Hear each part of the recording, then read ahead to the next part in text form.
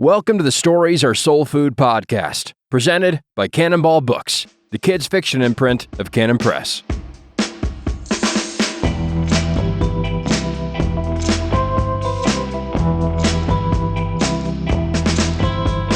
Welcome to Stories Are Soul Food. We start with... Welcome to the best episode ever. We've decided in advance. We start with a gift from the Canadians, actually. Do we? You weren't here when the Joneses visited from Port St. John, BC. Yeah? Oh, we've got, okay, Old Dutch. We've got Coffee Crisp, Nestle. a Nestle Coffee Crisp, and then, which is a candy bar. Okay. It doesn't look like a candy bar. It's, well, do we just get into this? Do we eat this? I don't know, on air. This is because you supported the truckers. I supported the truckers. They felt loved. They also are soul food fans from So they trucked us the frozen white north. Goodness. Okay, I'm eating something. This is the one of the least, well, one of the most unkind things you could do is eat something into a microphone. So I'm going to turn my head. Quite good. Thank you, Canada. So that's a Canadian Kit Kat. No, I'm talking with my mouth. Canada has reciprocated. And about time. Yeah, there we go. And then the second thing, which we won't get Finish that into, later. is Old Dutch ketchup flavored chips. Oh my gracious, that is not a thank you. I don't know what this Ketchup flavored. Which reminds me of being in an airport restaurant overseas once and seeing a bottle of sauce on the table that said brown sauce. I love that the first line of their copy is "Our ketchup chip is award winning." Fantastic. There's also a generic. I've wanted to use this. I have used it in different places, but I've wanted to use it more profoundly because it touched me deeply. There's a generic nighttime cold medicine that my wife returned home from the grocery store with years ago. I mean, when the kids were little, probably a good 16, 17 years ago. And it was original green flavor. Original green flavor seems to me to a band name. I don't know. That's really something bad. A horror film. Soylent Green for sure. Original green flavor. Just original green. Wow. Anyway, this is already off to a great start. We told you this would be the best episode ever. And it is the best episode ever. We've tried to appreciate the Canadian. We gave up on numbers and we're just cuisine. ranking these by quality. Right. This is now number one. I actually don't even know the number any longer. I did have it we for a gave up. while. So This is now just number one. The first episode. The best. Welcome to Stories Are Soul. Okay, the question is from a mom. Please, would you do an episode focusing on stories for boys? We are in a life phase where one of my boys has very few friends who are boys. And while we try to read all the good books over and over, I'm having a hard time finding reliable lists that focus on feeding boys' souls. Thanks for considering. That's tough. So the question is, are books going to do what she wants? They'll help. The good books can help. But this is kind of a really tough question to answer. So this is a... right, because we don't know who we this don't really is. know the actual situation. We don't know the age of the boy, why the boy doesn't have friends. Yeah. If it's a good thing that he doesn't have friends, if it's a bad thing. Yeah. There are plenty of contexts where it's a great situation. It's a courageous and healthy situation that somebody is being friendless. You mean because they're avoiding falling into... Yeah, because they are doing the hard thing. That's the harder, better road, because the other option was to be a fool. Yeah. You know, the old sitting in the seat of mockers. Yeah. That especially seems true with older boys. You have plenty of chances to either walk down the road one direction or not have friends. Without knowing the context, it's hard to speak to that particular situation directly. But I can say that for a lot of boys who'd be in that 10 to 12, 10 to 13, kind of a lonely spot. It's really important that you, as a mom especially, a dad as well, but as a mom, that you be a friend and a kind of a surprising challenger. There are certain assumptions that are made about moms by boys. Those assumptions are almost always accurate, and they need to not be. So you need to kind of disrupt those things. So you mean when the boy comes in and says, "Mom, I had such a hard day at school," sort of thing? Or stop running, stop throwing that in the house, stop. No, we were having that for dinner. Right. It's easy to become a no just a no and a downer in your son's life. You want to be the kind of mom where you're, especially in that context, and we're imagining a context here. We're imagining a lot of things to this, but where you want to be the kind of mom where your son comes home and you say, "Hey, I got you something," and it's a hatchet, and it's a very sharp hatchet, and you say, "Try to keep all your fingers, but if you don't, no crying." Yeah. Where he's just like, "What? Like, Right. who is this? Like, who is this woman?" Because you're looking for this guy to grow up into someone scary to the forces of darkness. I mean, this is the kind of motherhood that will get him there. So some of that's gonna be stories, good stories. You wanna find him those good stories, hunt for good stories. And that the same exact technique of being unexpected. You should be handing him books that kind of surprise him that you're handing him. Mm. Reading him stories, telling him stories, engaging with the Old Testament and Bible stories in a way that is not squeamish, that is not overly delicate and afraid and running and hiding and always trying to protect him and trying to make everything G-rated. You need to realize, especially if a boy is coming of age, if you're sitting at that coming of age cusp, you need to realize that the world is rated R. Like, it is rated R. And you're trying to prepare him to go matter in a rated R world. Yeah. And you want him to be the kind of character who can go matter in a rated R world. And so that means opening certain doors and handing him books that are definitely a little more violent than he would expect you to want him to read, handing him some grown-up books. Yeah. Vetting some. I remember when I was getting handed Tom Clancy for my first time and being like, and I was already reading. So it also depends on whether you're a reluctant reader or Right. not. Yeah. I remember when my dad said, "Hey, we're heading out," and took me to a movie, and walking in and seeing that this was R-rated. We're going to an R-rated film, and I'm going to an R-rated film with my dad, and this is not, the sisters are not here. What was it? And I think it was Braveheart. Okay. Yeah. And like, okay, like this is, and at this, I don't remember what year Braveheart came out. I've got my phone in my pocket. I should know this, but I can consult you googly. So Braveheart was early. There's other ones too that he took me to, but there's Braveheart. I remember very, very clearly walking into the thing, 95. So I was 16 at that for that one. I don't remember which one he took me to first. There was a different one that he took me to first. But the fact that we went, like, he and I just went out to a movie.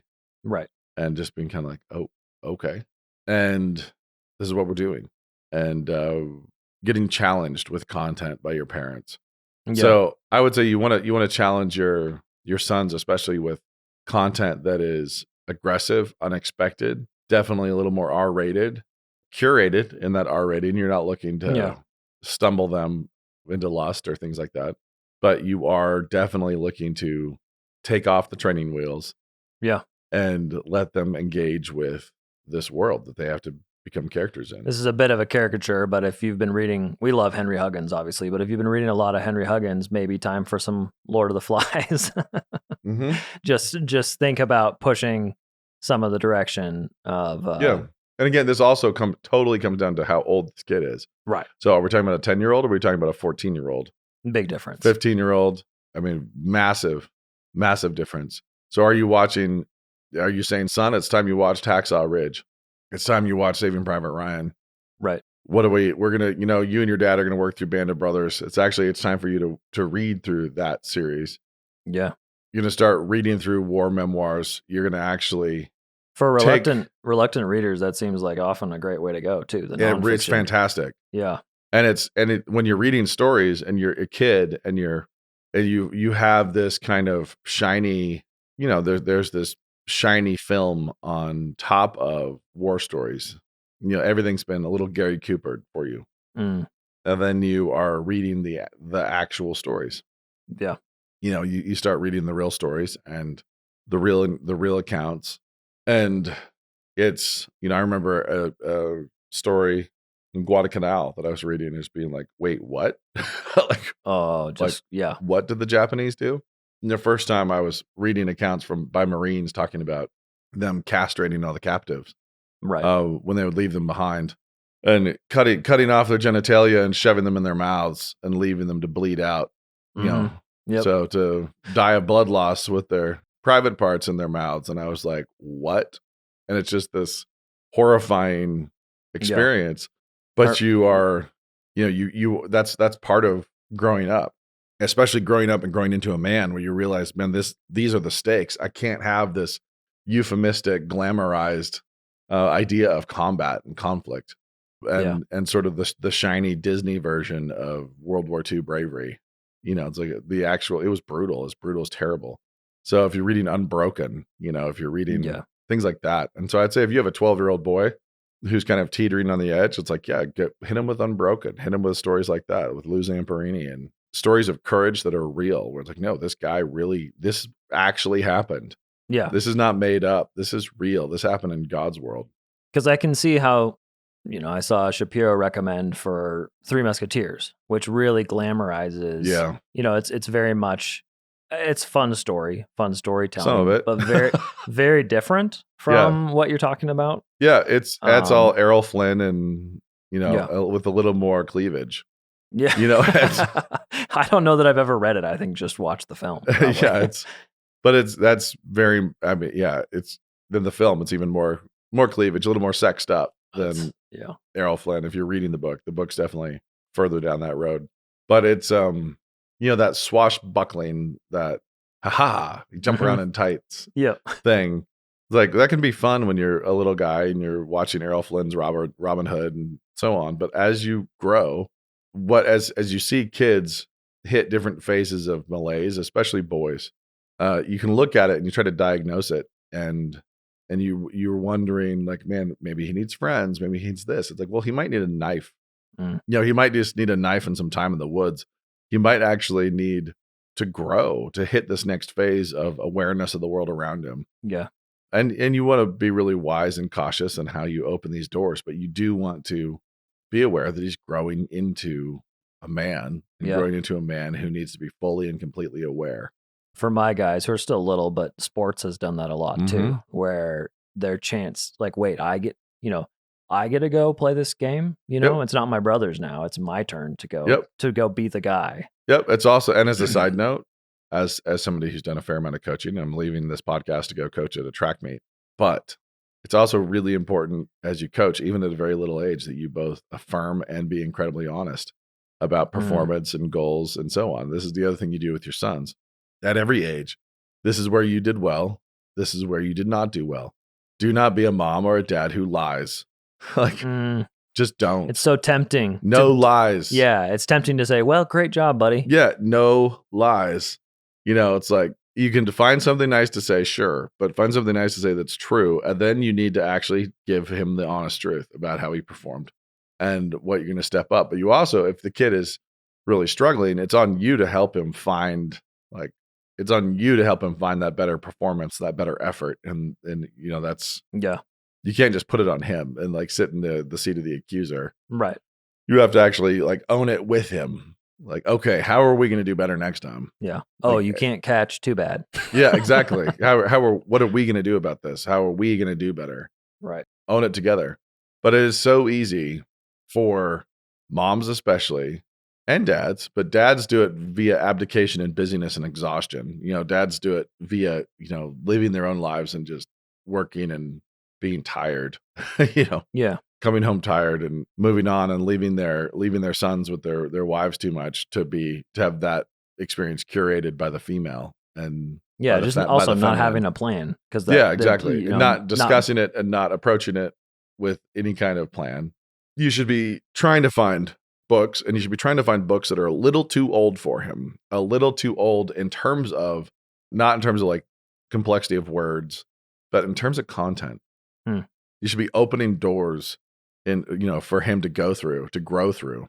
And you're not talking about doors to darkness. That's not what we're talking about. No, but it includes, we're talking about maturity. Yeah. And so it includes a little more knowledge about the evil and a little more knowledge about the good. Because if you go through this door, if you go through the door and you talk about Unbroken and you read Unbroken, that should include the real story of Lou Zamperini and his conversion and his forgiveness of his torturers. It's like, it includes the light and it includes the darkness. but Right. you're scaling them both simultaneously. So you don't want to just, what you don't want to ever have happen, and this happens over and over and over again, is you have sons who start to believe that they have some kind of secret knowledge about the way the world actually is, and their moms don't. Their moms are deluded, and the moms remain deluded about their sons and about their sons' growth and about their sons' temptations forever. And then when they discover that their sons are tempted at all, they have this massive existential crisis, and their son's not a baby anymore, but it's like they struggle to forgive him because he's tempted like a man. He's starting to be tempted like a, like a teenage boy, like a man is, and not like she is as a middle-aged mother. Right. And that can be really, really brutal.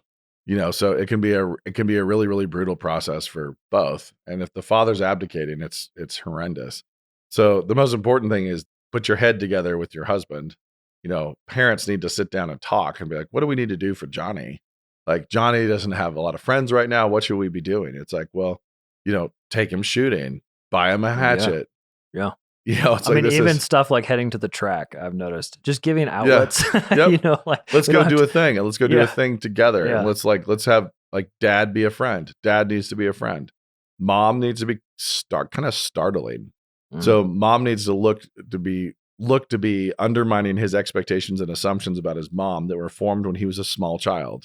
So when he was much younger, he formed a lot of assumptions about mom as a place of comfort and food and everything else. That's great. However, now mom needs to be kind of surprising, the one handing him a book that is, about the first Marines working their way through the Pacific.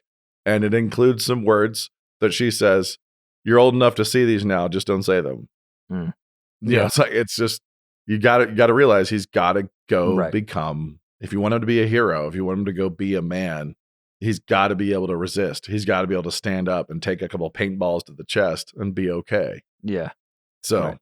Yeah, when we see this question come through, what books to read, that is what I thought, is there's a lot of classic books, but you can read anything if your family is working together. Yeah, right. Faithfully together as parents and kids, and you're on the same team. I'm think about this. We've talked about this a lot before. Is there anything worse than the Old Testament that you could hand your kids in terms of content? It gets it all in there. I mean, we have concubines raped to death and dismembered and shipped around kingdoms. We have homosexual rape. We have incest. We have all sorts of horrible things. We have specific curses about ejaculation. We have laws about night emissions. We have references to wet dreams. We have as far as plot points go, it's all there. We have the book of Ezekiel, which everyone avoids and pretends like isn't there, and then reads in translation that is neutered, so they don't know what is actually being said. And we do this very intentionally. We've talked about it before, where we do it with fantasy animals and the fantastical, but we also do it with anything that's actually just straight up rude and tacky. We do it with Elijah. We do it with Ezekiel. So you got to realize we don't go there to be gleeful, to be naughty little children. Yep. But you have to realize that you can work through any number of things with your kids if you're doing it in wisdom and you're doing it faithfully. And you look at their age and you look at where they are. And a lot of times if you see them kind of languishing, it's like, oh, it's time to grow. It means take the lid off, get them a bigger goldfish bowl. It's like, actually, like, open a door and show them, a little more. Show them a little more. And if you show them a little bit more, that can mean more of the darkness. And also, it's going to also show you more of God's grace in the darkness, like what actually happens there. So fantasy stories, sure, jump in, read The Wheel of Time, like read it together. Tackle the first chunks of those books, the first number of them. Don't jump into Game of Thrones. There's places where there's a difference between being titillating with this content and I'm not just saying like here son. Right. Let's cause you to sin a lot. No, but let's actually like open the doors. Here's a book I think you'll like. You like Lord of the Rings. Here's something interesting and creative. Startle him with comedy. Realize if he's getting interested in girls, like realize that, hey, let's find ways that this could be less destructive. You should read Leave It to Smith. You should read Quick Service. You should read comedies about guys who are aggressive and masculine pursuing women. what it Yeah. looks like when a guy who's funny and courageous pursues a woman. And yeah, it's in comedy, it's a cartoon, Mhm. but you start laying down track for that kind of behavior, that kind of catechism starts getting laid down.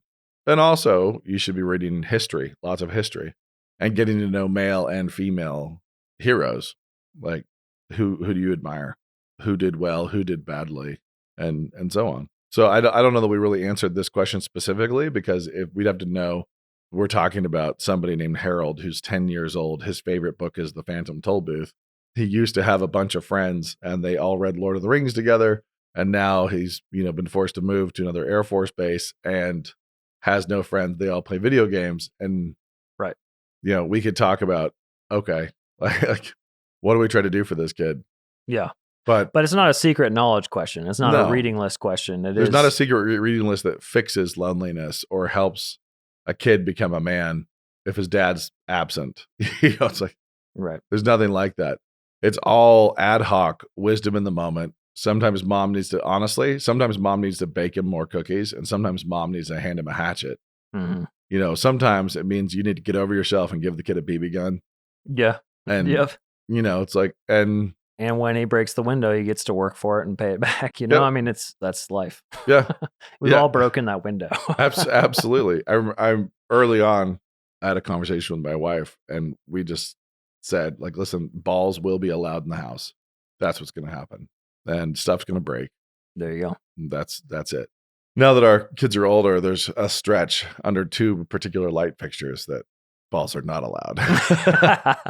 Now that they're older, but when they're little rugrats running around, it was a very durable situation, and it was Yeah. things were breaking all the time. But we also, was like, if you didn't want it broken, you just don't put it in the living room. Like so there's a lot of that. Anyway, I hope what we've said is helpful, but there are a lot of great things. I mean, the Redwall books are great if you're pretty young. Yeah. I mean, But I've also seen the Green Ember books. I've seen a lot of little boys really enjoy those because there are swords. well, I'd be remiss if I didn't mention yours. I mean, Right. My books. Nate's books. Come on. I mean, Boys of Blur was fantastic for my guys. Looking forward to what it looks like to be a kid in a hard situation. And my books actually are always, I feel like I'm missing if I don't stress out moms a little bit. Yeah. If moms are, Yeah. and this is not I don't mean this to just slander all mothers, because I know this is not true of all mothers. Many mothers are big fans and have no worries. But I hear from plenty of moms who are like, it's a little intense, or it's a little bit scary. Yeah. Whatever it might be. Yeah. Being chased by a monster through the sugarcane is just a little frightening. Yeah, Christy loved that approach, just like it takes you somewhere and then something for everybody to be a family around. And So I have, and in the Pixar podcast we talked about, it is also funny that, which things parents get bothered by. And I love having those things in there. Those are so infrequently the same things that bother kids. oh yeah. The things that can be stressful for parents are just not the same things that stress out a 10-year-old or a 12-year-old. Yeah. And they think they are. Parents think they are, but they're And you Very realize, my much kid not. glossed over this thing I was all prepped and ready to Yep. discuss, and it and didn't. they're just like, my whoop, kid- they're right through just fine. And then there's something else that and then when the red fern grows, the dog dies, and that's what oh yeah, and it's devastating. Yeah. It's all the way devastating. So I think the like writing stories that engage with mortality and loss, and stories that involve loss even in success, like loss even in victory. That's what real stories do. That's what real stories are, and that's what I always try to do. But when you're trying to just feed them fiction, there's a lot of good Stephen Lawhead. Yeah. So Warlords of Nin and other stuff. Yeah. There's some in the Hall of the Dragon King. There's a lot of great stuff. Rosemary Sutcliffe too. Yep. So it depends really what you're dealing with. And if you're just dealing with like, I've read everything and I'm kind of restless and I just need some new flavors, like that's easier than Right. if it's actually I'm growing up and I've hit this ceiling where I'm restless with the food. I'm restless with this food. I need meat. I need stuff that's harder to chew. Mm. And then you actually have to look for that next phase of diet and which things are going to, kind of kick the doors open a little bit and allow your kid to grow. So, and that takes more wisdom and is a little tougher and has to be navigated one kid specifically at a time in very specific situations.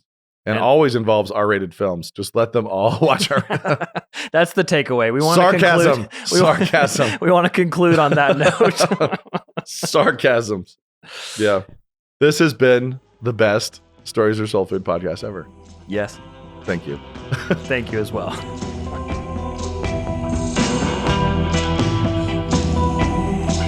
Hi, it's Brian Cole here, wanting to let you know how you can support the Stories Are Soul Food podcast.